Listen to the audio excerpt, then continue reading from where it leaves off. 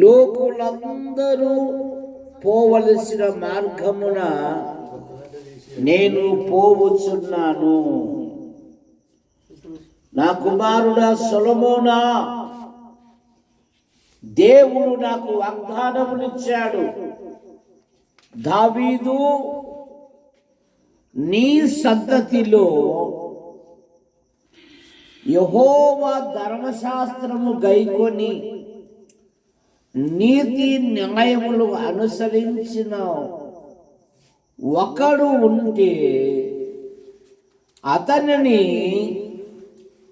ఇశ్రాయేలీల సింహాసనం మీద కూర్చోబెడతాను అంటాడు. అవును, తల్లిదండ్రులు తమ పిల్లలకు అనేకమైన విషయాలు బోధించాలని బైబిల్ కూడా సెలవిస్తూ ఉంది. దావీదు అనగా ప్రియుడు అని అర్థం. దావీదు బాల్యము నుండే దేవుని యందు భయభక్తులు కలిగిన వాడు. తండ్రి ఆజ్ఞ మేరకు గొర్రెలను కాయువాడు. దావీదు ఇంటిలో దావీదునకు సరైన విలువ లేదు. కానీ దావీదు దేవుని దృష్టిలో అపోస్తలుల కార్యాలు 13వ అధ్యాయంలోను ఒక శ్రేష్టమైన మాట మనకు దొరుకుతుంది. నా హృదయానుసారుడైన దావీదును నేను కనుగొని ఉన్నాను. అతడు నా ఉద్దేశములు నెరవేర్చువాడు. యవ్వనములో ఉన్నప్పుడు ఇశ్రాయేలీల దేశం మీదికి గొల్యాతు అనే శత్రువు యుద్ధానికి వచ్చినప్పుడు దావీదు యొక్క విశ్వాసము, నేను గొర్రెలు కాయించున్నప్పుడు ఎలుగుబంటి బలము నుండి, సింహపు బలము నుండి నన్ను విడిపించిన దేవుడు ఈ ఫిలిస్తీని చేతిలో నుండి రక్షించుడు అని ఒక చిన్న గులకరాయితో మహా ఎత్తరైన గొల్యాతును అంతమొందిస్తాడు.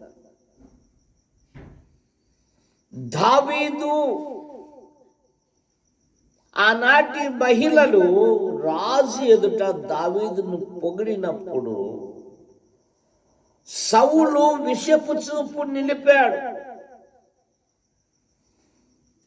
సౌలు వలన దావీదు కొండల్లో, లోయల్లో, గుహల్లో, అడవుల్లో దాక్కున్నాడు. కానీ దావీదునకు దేవుని వాగ్దానం ఏమంటే, దావీదు ఎక్కడికి వెళ్ళినను యెహోవా అతనిని కాపాడుచుండెననే మాట మనం చూస్తాం. మానవుడు చిన్న చిన్న సమస్యలు వచ్చినప్పుడు నేను తలంచుకుంటే అని అంటాడు. మానవుడు తలంచుకుంటే ఏమీ చేయలేడు. కానీ దేవుడు తలంచుకుంటే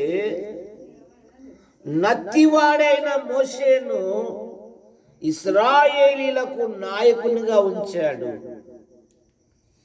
దేవుడు తలంచుకుంటే బానిసైన యోసేపును ఐగుప్తునకు నియమించాడు. దేవుడు తలంచుకుంటే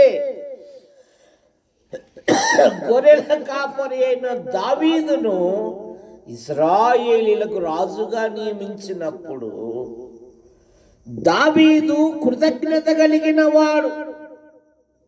2 సమూయేలు గ్రంథం 7వ అధ్యాయము 18వ వచనములో దావీదు రాజు యెహోవా మందిరములోనికి వచ్చి యెహోవా మందిరములో కూర్చుండి ఇలాగూ మనవి చేస్తాడు, నా ప్రభువా యెహోవా, ఇంతగా నన్ను హెచ్చించుటకు నేనెంతటి వాడను, నా కుటుంబము ఎపాటిది. అందుకని పాత నిబంధనలో దేవుని స్తుతించుటలో రాజైన దావీదు ప్రథమ వ్యక్తిగా కనపడతాడు.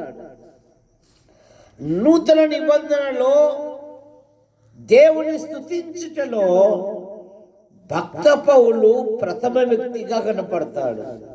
103వ కీర్తనలో దావీదు తన ప్రాణముతో, నా ప్రాణమా యెహోవాను సన్నుతించుము, నా అంతరంగమున సమస్తమా ఆయన పరిశుద్ధ నామమును సన్నుతించుము, నా ప్రాణమా యెహోవాను సన్నుతించుము, ఆయన చేసిన ఉపకారములలో దేనిని మరువకుము. కానీ నేటి దినాలలో మానవుడు ఓషయ గ్రంథం 13:6లో తరువాత వారికి మేత దొరకగా వారు తిని తృప్తి పొంది గర్వించి నన్ను మరచిరి అనే మాట మనం చూస్తాం. కానీ దావీదు ఇశ్రాయేలీలకు, సౌలు ద ఫస్ట్ కింగ్ అయితే, రాజైన దావీదు ద బెస్ట్ కింగ్. దేవుడు హృదయానుసారం దావీదు జీవితములో దేవుని మందిరము పట్ల మక్కువ. అందుకే 23వ కీర్తనలో ఆఖరణ అంటాడు, నా జీవిత కాలమంతయు నేను యెహోవా మందిరములో నివసింపగోరెదను. ఇప్పుడు సొలొమోనును పిలిచి లోకులందరూ పోవలసిన మార్గమున నేను పోవచ్చున్నాను. అవును ప్రియులారా, బైబిల్ సెలవిస్తుంది కదా, మనుషులు ఒక్కసారే మృతి పొందవలెను, ఆ తర్వాత తీర్పు జరుగునని బైబిల్ సెలవిస్తా ఉంది. దేహంతో జరిగించిన క్రియలు అవి మంచివైనా సరే చెడ్డవైనా సరే, మనలో ప్రతివాడును తన్ను గురించి దేవునికి లెక్క అప్పగించాలి. అందుకనే 2వ కొరింథీ పత్రిక 5:10లో మనమందరము క్రీస్తు న్యాయపీఠం ఎదుట ప్రత్యక్షము కావాలి. అందుకని మానవుడు, అయ్యో నేనెంత దౌర్భాగ్యులను, ఇట్టి మరణమునకు లోనము శరీరము నుండి నన్ను ఎవడు విడిపించును?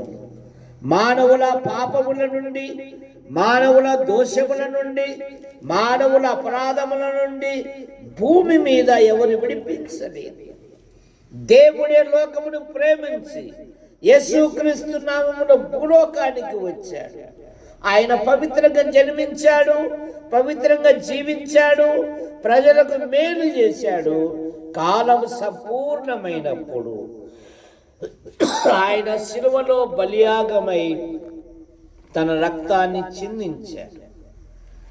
యేసు రక్తము ప్రతి పాపము నుండి మనలను పవిత్రులుగా చేయును. యేసు ప్రభువారు అన్నారు, నా మాట విని నన్ను పంపిన వాని యందు విశ్వాసముంచు ప్రతివాడు నిత్య జీవము గలవాడు, వాడు మరణములో నుండి జీవంలోనికి దాటి ఉన్నాడు. మన మధ్యలో ఉంటున్న గుత్తి జయన్న, ఆయన తన యాత్రను ముగించుకొని ప్రభు యొద్దకు చేర్చబడ్డాడు. మరి మన ఆధ్యాత్మిక జీవితంలో ఇంకా ఎవరైనా ప్రభుని అంగీకరించకపోతే ప్రభు అయిన యేసును అంగీకరించాలని మనవి చేస్తూ ఉన్నాం. ప్రేమించిన మా తండ్రి, మీ నామాన్ని బట్టి మీకు స్తోత్రములు. సహోదరుడు గుత్తి జయన్న మీ వద్దకు చేర్చబడ్డాడు. ఆయన భార్య, అలాగే నైనా వారి యొక్క కుటుంబ సభ్యులకు ఆదరణ దయచేయండి. ఒకడి తల్లి వారిని ఆదరించున్నట్లు నేను మిమ్మును ఆదరించెదను. అయా, మీ కృపను దయచేయండి. ఇదిగో లాజరు మీ వద్దకు చేర్చబడినప్పుడు ఆ ఊరి జనులందరూ ఓదార్చుటకు మీరు కూడా వచ్చారు. ఈ రాత్రి వచ్చిన ఈడ చేరిన ప్రతి వారిని దీవించండి, ముందు పాటలను దీవించమని యేసు ప్రభు నామములో ప్రార్థిస్తున్నాం తండ్రి, ఆమేన్.